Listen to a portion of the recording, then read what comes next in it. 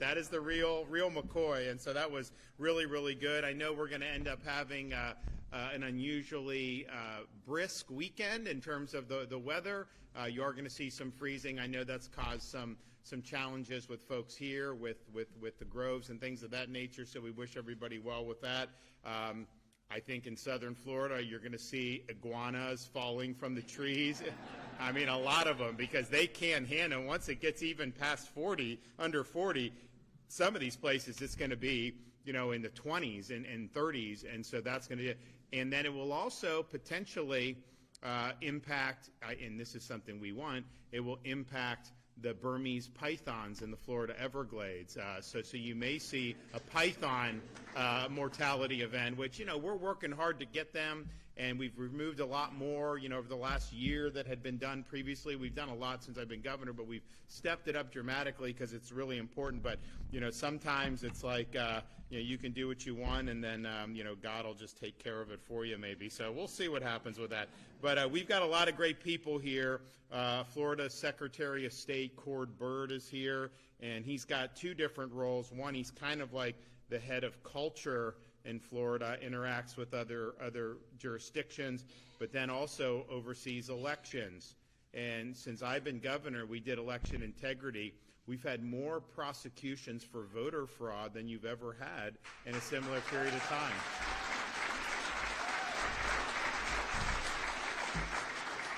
And it's not just voting for a candidate fraud. We have these constitutional amendments that these special interest groups will get petitions to qualify for ballot. And a lot of these petitions are fraudulent, and we're calling them out. And so we did a big reform that if your name and signature come on a petition, the supervisor has to send you a postcard saying, hey, we have a record you signed this, did you? And you know what? We have thousands of people getting those postcards saying, I never signed that doggone petition. Well, how the hell did that happen then? Fraud is how it happened. And so you've got big-time criminal investigations. You've got people that are going to be held accountable in just this election cycle for having done that. But, in some respects, the petition fraud is even worse than if you have fraud in like a candidate election, because the petition could lead to changing the Constitution, so like that's forever pretty much. And so it's really, really important. And so Cord has led the effort on that, is just done amazing. We have our CEO of Visit Florida, Brian Griffin, with us. And then we have two sheriffs from the Indian River County, Sheriff Flowers, and then Sheriff Del Toro from St. Lucie County. I want to thank them for the hard work they're doing.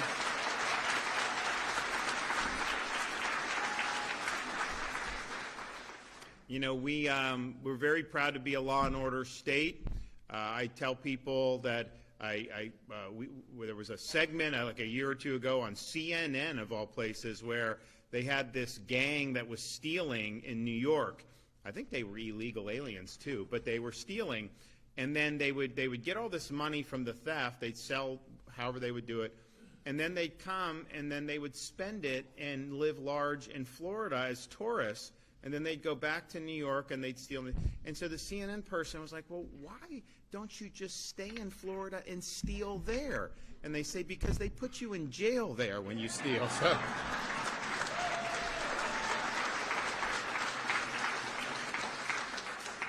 We also have, I know, Senator Mayfield. I didn't see Senator Garcia here. I didn't see her back there. But Senator Mayfield, we have Representative Miller. Trabolsi is not here, but I want to thank you guys for what you're doing. Then we got a lot of people from the city council here, Vero Beach, and so I want to really thank you for what you're doing on that. So 2026 is America 250, and we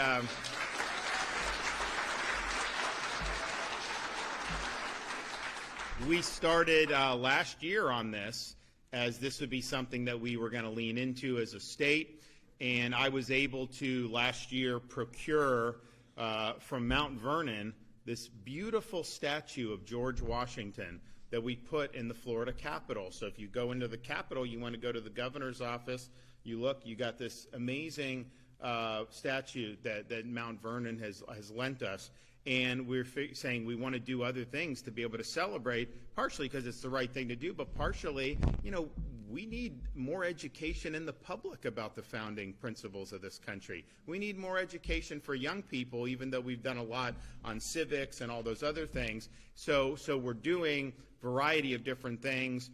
One of the things, we have counties in Florida that are named after various members of the founding generation, and so I'm getting statues to bring to those counties for their namesake. So I have Franklin now in Franklin County. We did a Thomas Jefferson in Jefferson County. I've got Hamilton on the way for Hamilton County, Madison, Monroe. Blue states are taking down these statutes, so I can get them for a discount on the market. I'll bring them in Florida, no problem. I will do that. And so we're going to be putting those up, which is going to be really, really good. And I did say when this guy was running for mayor of New York, he was very much opposed to the statue of Columbus that they have in Manhattan in Columbus Circle.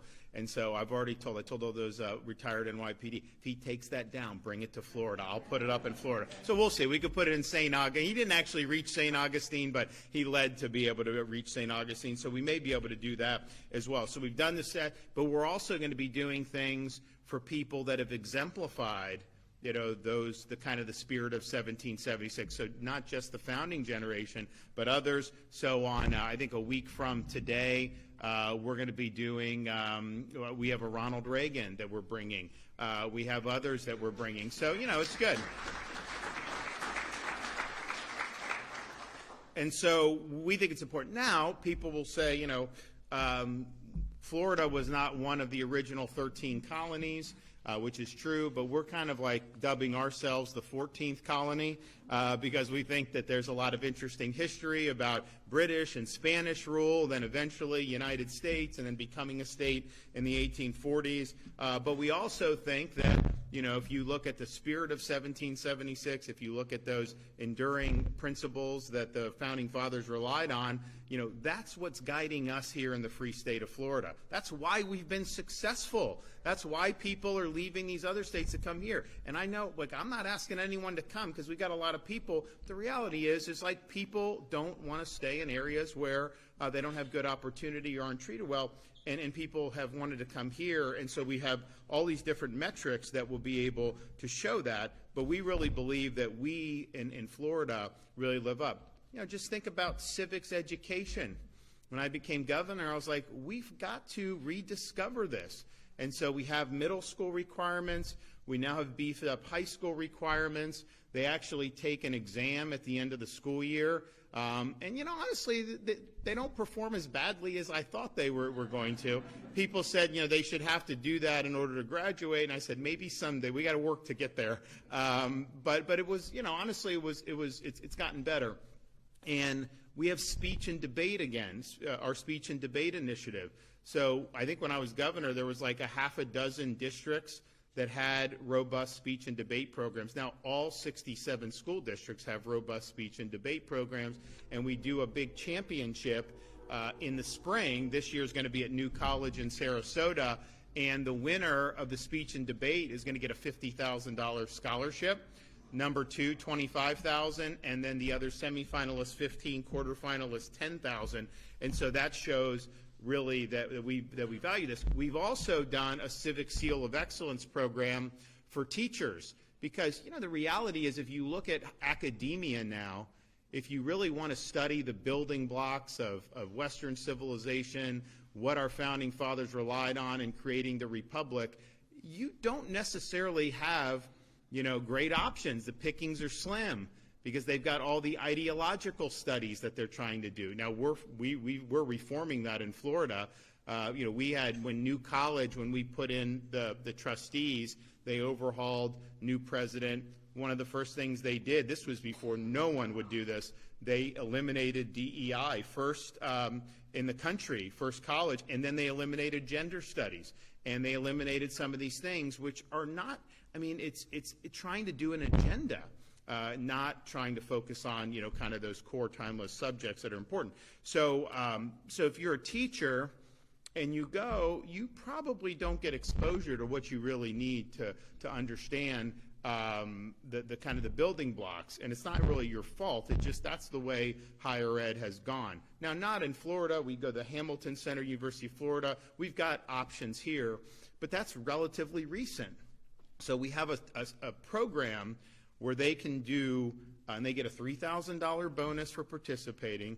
They do 50 hours. It's, you know, it doesn't have to, it's not like it's in the online, whatever. And some of the best scholars are talking about, you know, how did Enlightenment thinking factor into the American Revolution? How did Christianity factor into the American Revolution? What about natural law? What about British common law? All these different things. So you come out of that really understanding the logic of what the Founding Fathers did, how those principles are reflected in our Constitution, and really, you know, informing some of the debates that we have, you know, now. You go back, there's nothing new under the sun. Yes, you see different technologies, different environment that we operate in, but in terms of the core understanding of where do our rights come from, what about human nature, proper role of government, none of that really changes. It's just you got to apply those principles to a new set of circumstances. Our Founding Fathers understood that very well.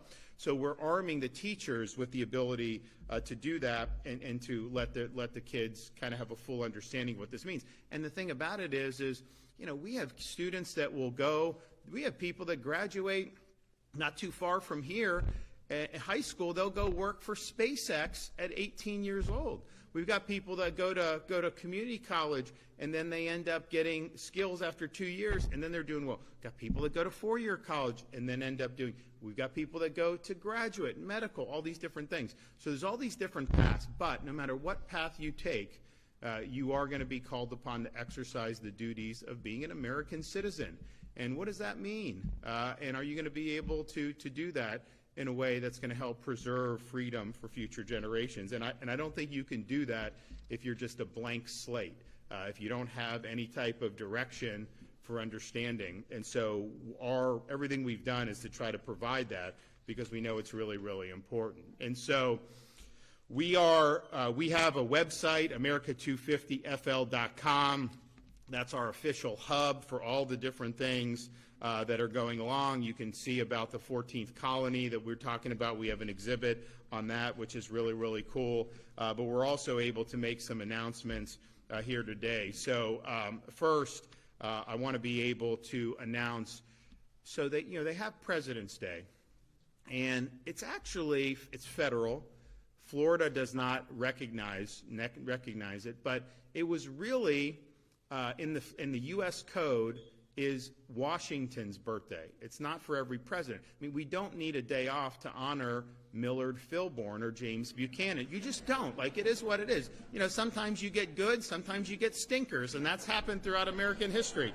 So you don't need to do that. So it's really Washington's birthday, and not that there haven't been other great presidents, but, you know, Washington really is in a class by himself as the founder of this country.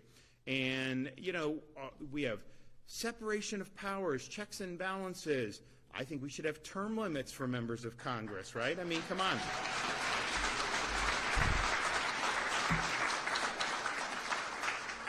And so all of that architecture and all of kind of our political culture is built around a truth that no individual in a republic is indispensable. That, you know, you serve, but it's ultimately, you know, a broader context here, except the one guy that was probably indispensable was Washington himself, because he obviously led the war effort against the British, which they were not favored to win. And when they were embarking on that, and they, you know, signed the Declaration of Independence, July 4th, 1776, or whenever they signed it, it was July 2nd, 4th, and then they kind of go. But, like, it was put out to the world on that date. That wasn't something that they did flippantly. It wasn't something like now people just pop off on Instagram or something like that. Like, when they signed their names, they were either going to succeed or they were all going to be put to death. That was basically the stakes. And so they understood that when they did it. So it was a really significant and monumental undertaking. And so he led through that, which was incredible enough. But then, as the war was coming to an end and it was clear they were going to win, there was dissension in the ranks. You had a lot of military officers that weren't, because they weren't being paid really. I mean, you had Articles of Confederation, which wasn't working, and they were actually being treated very poorly.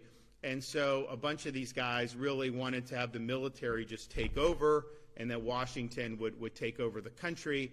That obviously would not have meant that we were a republic, and so they were kind of scheming to do this. And then it was in Newburgh, New York, and it's called the Newburgh Conspiracy. So Washington gets wind of this, and so he goes out and basically snuffs it out.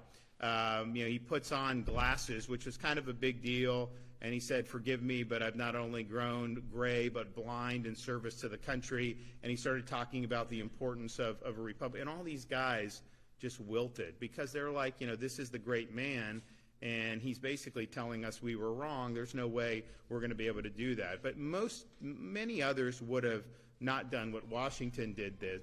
And then he also, after all that was done, victories at hand, everything's done, he simply retired his commission, surrendered his sword, and then went back to Mount Vernon. He could have taken over at that time, too, if he really wanted to. And then he came to help with the Constitutional Convention and presided over that. And then, of course, when the Constitution was ratified, he was elected president for our first president, and then, of course, reelected for that. And so, you may not have been able to get this thing off the ground were it not for him. So I think he really deserves a lot of credit. And it's kind of weird because his name's on a lot of things in America, but people don't really think about, what he meant. It's just kind of like Washington, D.C., this Washington State, this, that. But he's not quoted the way like Lincoln would be, or even more modern people. But I think the character and the virtue that he showed to this day is second to none. And so I'm pleased to be able to say that we are going to, this year for America's 250, recognize Washington's birthday, not just federally, but as a state holiday. So our state offices will be closed. Our state employees will be able to have the day off, which I know they're not going to complain about.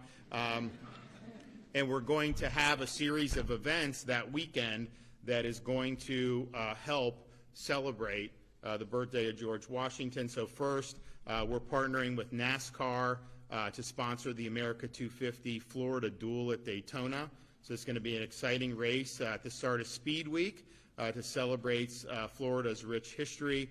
The race will involve drivers competing for their starting position in the 68th running of the Daytona 500. And then this will complement the Fresh from Florida 250 that happens that Friday, February 13th, sponsored by Agriculture Commissioner Wilton Simpson. In addition, that period of time, that 12 to 16 of February, all fees are waived for admission to state-owned public lands, including our public parks, state parks, wildlife management areas, water management lands, and Department of State historic properties. So you can enjoy that free of charge. We want people to be out there to be able to get that done. Another thing we're doing, because we're saying Florida's the 14th colony, is we've got something called the Florida Historic Golf Trail. Now, they didn't play golf in the colonies at that time, and it was a while before they started to. But we've got all these very historic places, and we're going to offer them for their 14th hole a special 14th colony flag that they could put in that hole. I don't know if John's Island Club will want to put that up, but like some of these others may want, and I think it's really, really nice. So we'll be able to do that, and we're happy to be able to offer that, and it's something that's really, really meaningful. And then finally, I'm pleased to announce that we are going to be, the state of Florida, through some of the foundations that are associated with the state, are going to be sponsoring an essay contest on America 250 for Florida students. So allow applicants to enter for the chance to receive one of 14 Florida prepaid scholarships to help with their schooling in any of the state colleges or universities. And so there'll be further details on that that'll be forthcoming. We have this thing, Florida Prepaid, where you can pay to basically get your kid free.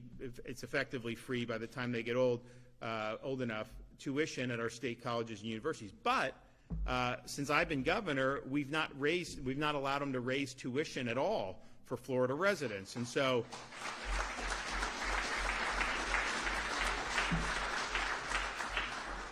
So we have by far the lowest in-state tuition of any state in the United States for our state universities. It's about $6,300 for tuition. We actually have pretty low out-of-state tuition. I think that may be the lowest or close. Honestly, I don't mind charging them more. I just want to make sure our Floridas are doing that.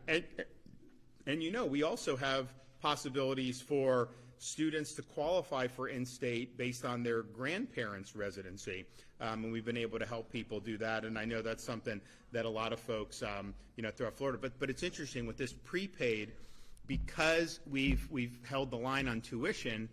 They've gotten to the point twice during my tenure as governor where they had to send a bunch of refunds to the prepaid families because they overpaid, because they were paying thinking that tuition would go up, and if tuition went up like it is everywhere else, it'd be way more. So they're getting these checks back, and they've refunded like billions of dollars to prepaid families. I mean, it's been really, really incredible what's happened. But those prepaid scholarships, that is for state universities or for state colleges, and so it's a really, really good deal. And I think that this is going to be a great time for students to be able to compete and really think long and hard about America 250. And the final thing I'll just say before we bring up some of our other speakers is, why does this matter? Well, it matters. It's just the right thing to do, and I think, but it matters even more because when they went out on this journey to launch this experiment 250 years ago, they did so knowing that they were bucking the tide of history. Republics that had been attempted had all failed. They were likely to fail. And so they said, we're going to determine once and for all, can people govern themselves or not? Can you have a society where your rights come from God, not the government, where you have rule of law, not the rule of men, all these different things? America was going to ultimately answer that question. And so, they set out a lot of ideals in the Declaration of Independence. They later provided a framework for those ideals when they created the U.S. Constitution. But, when Benjamin Franklin walked out of the Constitutional Convention, he was asked, did you give us a republic or a monarchy? And his answer was a republic if you can keep it.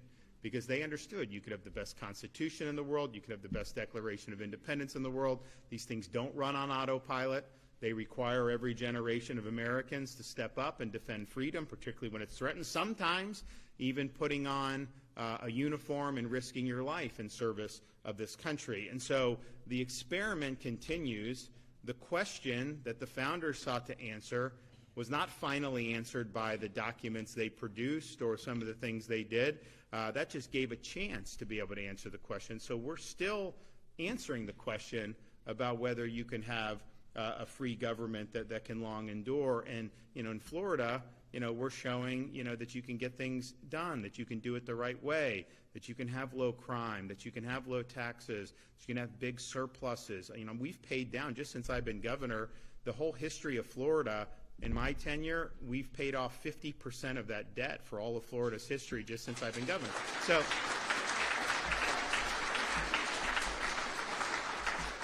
So you can do, universal school choice. You can do all these things. I mean, heck, we're doing Everglades restoration. All the things we're doing, environment, people said you couldn't do any of that. We're doing it. So we're showing it can be done, but I think the debate is still raging. You see different philosophies that have been at play throughout the country, and the ones that have not been good have all pursued a certain course that has not been good philosophically, and I think we really had that solid foundation that's rooted into what our founding fathers tried to establish 250 years ago. So I'm proud of that, and I'm proud Florida's leading the effort at the state level to celebrate America 250. Okay, Cord.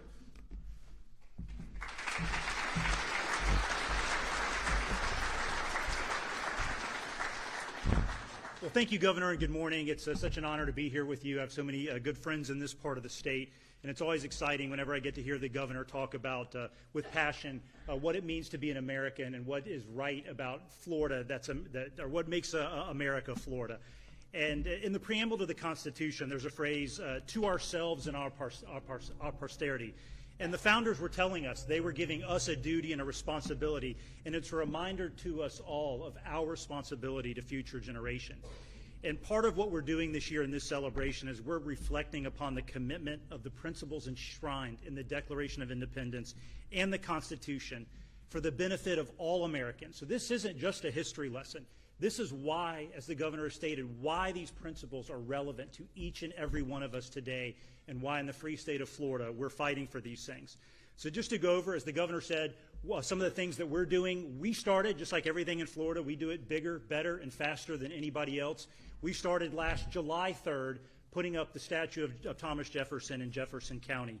And then we're coming up with the 14 heritage sites throughout the state, one of those being Mission San Luis and Tallahassee, which tells an intriguing chapter in American history. And for those who don't know, the first Christmas was in America was celebrated in Tallahassee by the Spanish who were there exploring.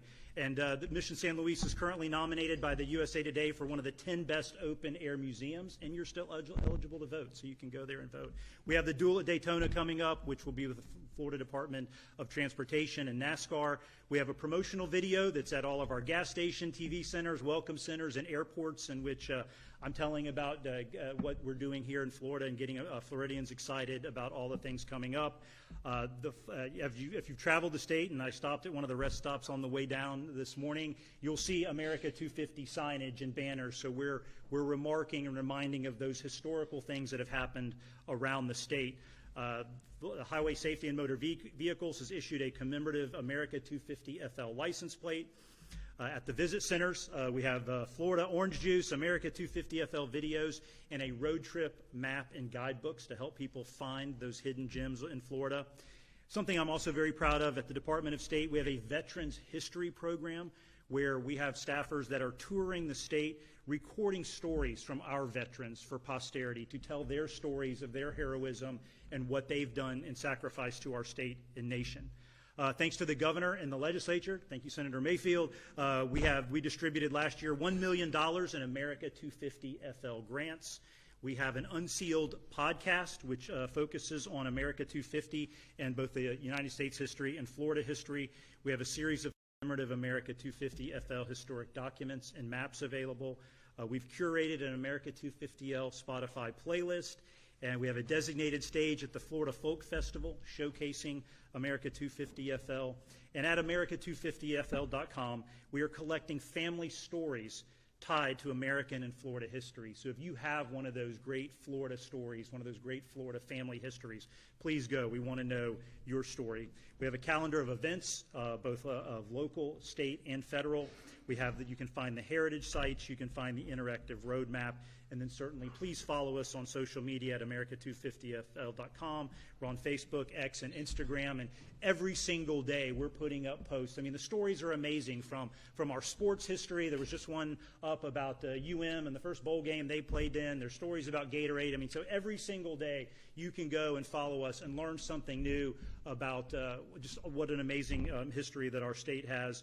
I just want to close by thanking the governor. He really spearheads this, and when we talk about the free state of Florida, it's because of this man and his leadership and everything that he's done to remind us of that we should be proud to be Americans. We're proud to be Floridians. We have a great story to tell, and it's incumbent upon all of us to make sure we share that story with our friends and neighbors, and most importantly, our children. So now it's my honor to bring up President and CEO of Visit.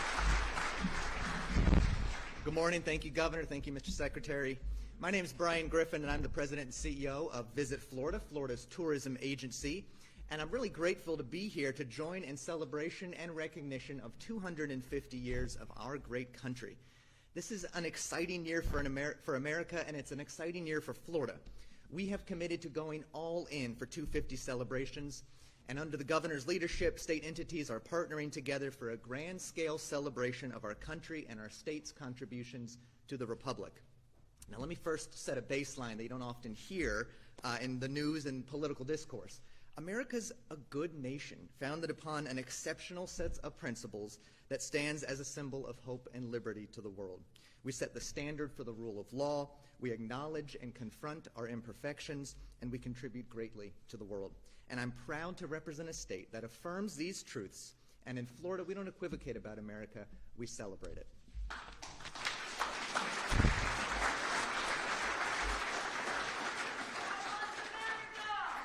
Exactly right. God bless America. That's what this year is all about. We're celebrating our country by highlighting our exceptional qualities and our storied history. And at the direction of Governor DeSantis, state entities are working together to make opportunities available for residents to experience American and Florida history, to enjoy our state's natural treasures, and to spend time with family and friends at exciting sports and recreational events throughout the year.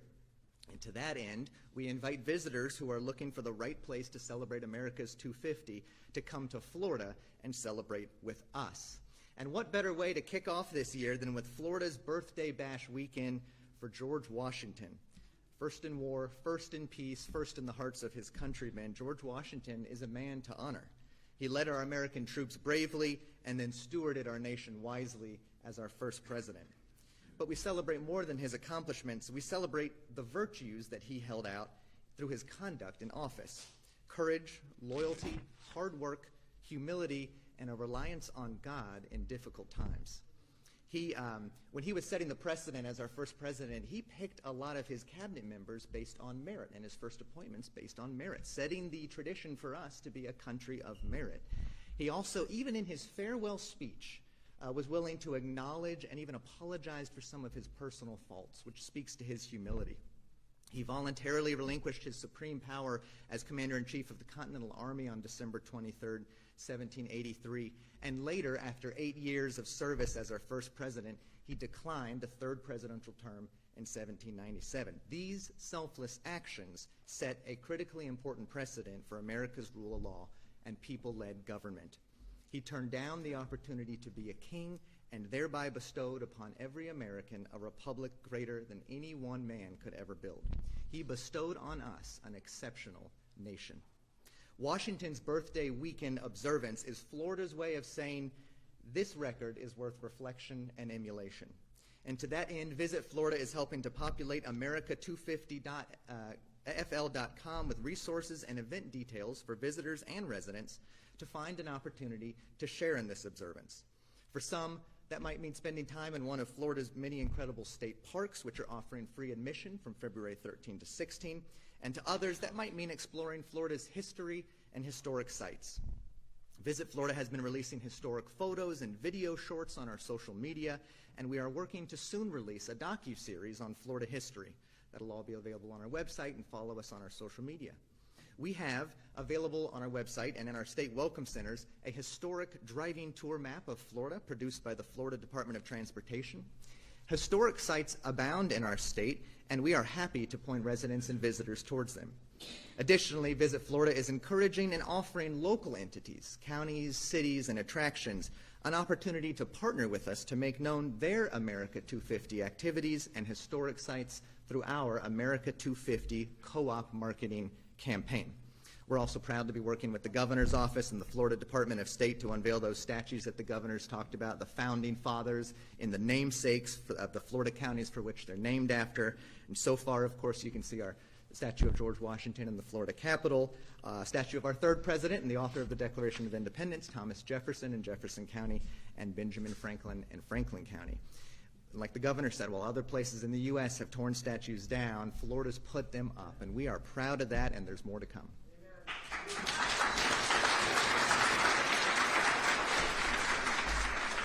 Visit Florida is glad to be helping to lead the effort on celebrating America 250.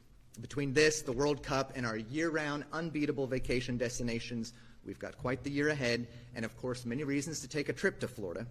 And tourism is strong in our state. In fact, we're the #1 domestic destination for tourism among all 50 states, and Visit Florida works diligently to protect that market share. The tourism industry exists to serve you, our residents, and in just a year's time, tourism in the state of Florida generates $134 billion in economic activity and saves each of Florida's 9.1 million households nearly $2,000 in taxes. The tourism industry supports 1 in every 8 private sector jobs in the state of Florida. Florida is blessed by strong tourism, and our industry is blessed to be living and working in Florida. Our efforts to support America 250 are just another way that we are glad and proud to support our state. So come explore our state's rich history, reflect on our founding fathers and monuments across the state, enjoy our statewide Washington Birthday Weekend celebration, and travel our state all year long to capture the spirit of '76, Stop into a Florida Welcome Center for more information, or visit America250fl.com and choose Florida as your America 250 hub. Thank you very much.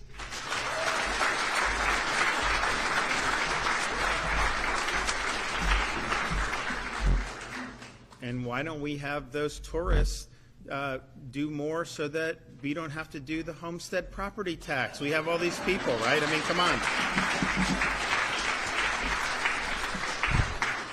So 2019 was my first year as governor, so the local governments in Florida that year took in $32 billion in property tax revenue. This year, it's estimated to be $60 billion. So that's almost doubling, in 7 or 8 years. And one, that's not sustainable. If you had just gone from 32 and said, okay, what's the population and inflation growth? And it's been significant. I mean, we've had significant population growth. Inflation, nationwide is cumulatively has probably gone up 25, 30%. So that you're not going to be immune from that. But if you said inflation, population growth, that 32 would be about 44.5 billion. And yet it's 60. And so, the reality is, we have the ability to really help people out. And the thing is, you have young people, it's hard for them to afford homes now, partially because of the taxes. But then you also have older people who, if they want to downsize, if they've been in their home for a long time, they downsize, the taxes is a lot more. So they don't want to pay, and I understand that. And so, but that makes it so that the market isn't turning over, the way it needs to do. So, but bottom line is, we're really blessed that we have so many people who come and, basically, help pay for what government needs to do who aren't residents here. Some of them aren't even, we have, very wealthy people from foreign countries that come and buy homes. I think those are the ones you want to tax, not our residents. And so we're working on that for sure. So, okay, good deal. We got any questions back there? Yes. Thomas from the Sunshine Journal. George Washington often referred to the press as scribbling idiots. And, it was very partisan in his day, and the press as being part of the First Amendment. And the 250 celebration, how do you look at the press today? We see, some organizations actually promoting these protests against the current administration and stuff like that. But how do you see the press today, and how will Florida celebrate this right that we have? Well, I think it's interesting because the founding, you're right. I mean, basically Hamilton had a newspaper, Jefferson had a newspaper, and they were basically just at each other's throats. I mean, they didn't have but it's representative of those two wings in the early republic, and they were very nasty. And in a lot, honestly, the founders dealt with a lot nastier stuff than we do now. Even though it's gotten coarse in our day, but that was really, really nasty. But I think the founders. So what did they mean by the press? The core thing was like when they had the American Revolution. What were they doing? They were printing pamphlets talking about natural rights, talking about not having a king, talking about, taxation without representation, protesting some of these things. And so they would go, they'd print, and then they'd disseminate. And that was like the core way that they could communicate with a lot of different people. And so the core of that was always just regular citizens being able to speak and being able to carry their message out to educate and influence their fellow citizens. I think somehow that's kind of evolved where there are certain people that think that, if you're press and you work for the New York Times, so you have special rights over the rest of the public. That's not what the founding fathers said. Your right to print something out and disseminate it is every bit as robust as whatever right a New York Times reporter would have to write and do it. And so I think that there's kind of been this view amongst established corporate media outlets that somehow they are special, and that basically, they should be able to treat it one way, and then the rest of the public should be treated the other. That really isn't the founding fathers' view. I mean, I think they thought it should be robust across the board. But I think you've seen the evolution into more activism. So instead of trying to, report, it's really trying to create news, through fake narratives, through anonymous sources, if they want something to be true, but they don't have the facts, they'll just say anonymous sources are telling them that. A lot of times these are just made up, right? I mean, it is. Like, there's a lot of lies that are put out there. But the founders at the core was, they're going to go print pamphlets and they're going to give it. So I think what would the equivalent be, in this day and age? I mean, probably would be a lot of what you see on social media. Now, I know there's a lot of bad stuff on social media for sure, but I think it's like, how could a citizen get out the information that they wanted to, particularly if they're trying to effectuate some change? And that was really, the way that it's gone. An interesting thing that we're seeing now, you have Minnesota and what they're trying to do. Fast forward a year ago, January of 2025, a lot of people don't remember, I called a special session of the legislature for immigration enforcement. And we did a bunch of different things that were good. But the core thing that I wanted to see in legislation, which we got, was all state and local must cooperate with DHS for immigration enforcement. It doesn't mean that a police department, It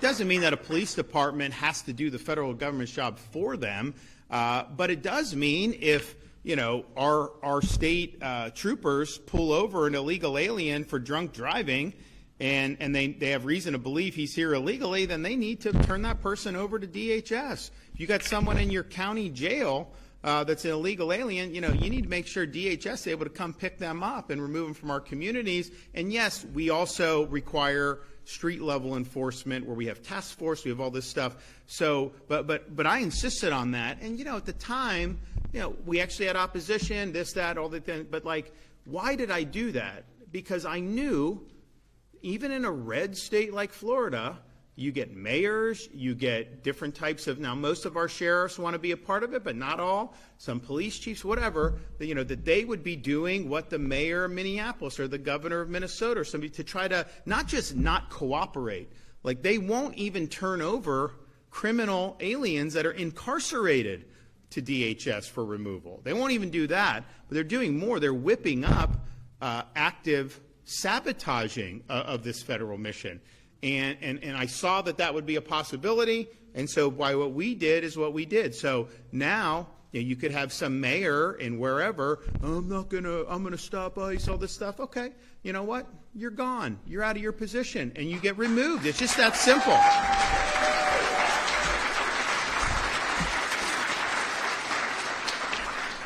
But it's interesting because, just think about how crazy this has gotten.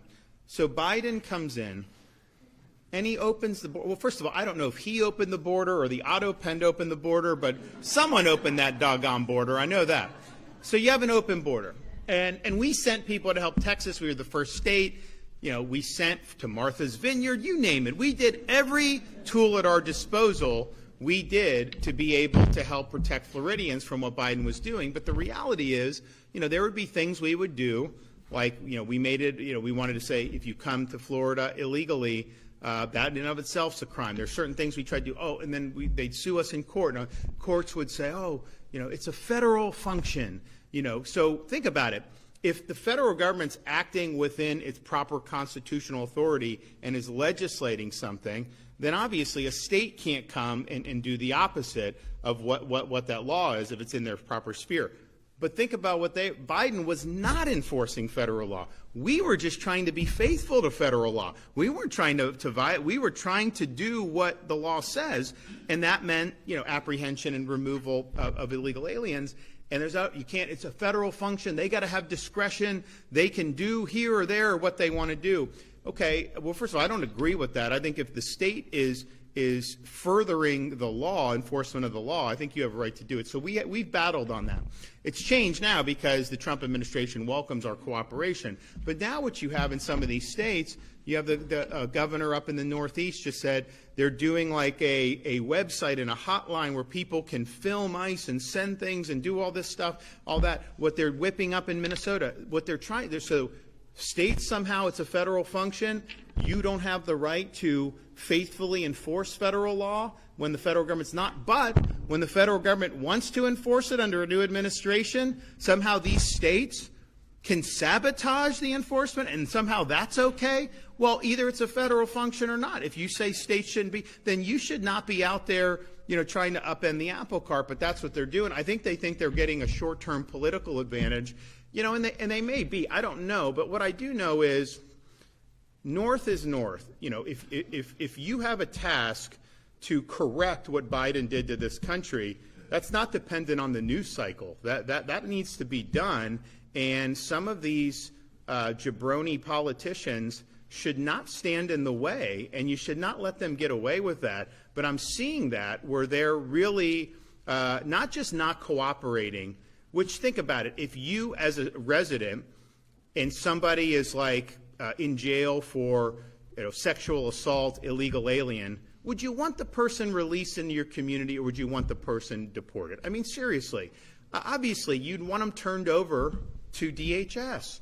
And they won't even do that, which is really, really bad. But they're going a step further. They're fomenting street-level opposition, not just protest. You have a right to protest. Fine, protest. I mean, I see, I'll go sometimes in Florida, there'll be 5 of these, it's just fine. Look, if that's what you want to do, with your free time, God bless you, man. But it just doesn't. You ain't moving the needle, let's just put it that way. But that's fine. If that really matters to you, you can do it. Obviously some of those other areas, they get more people. A lot of these people are paid, let's just be honest with that. And so, you've got the Soros and network and all this stuff. All these Democrat politicians, they take a photo with Alex Soros, and then he tweets it out.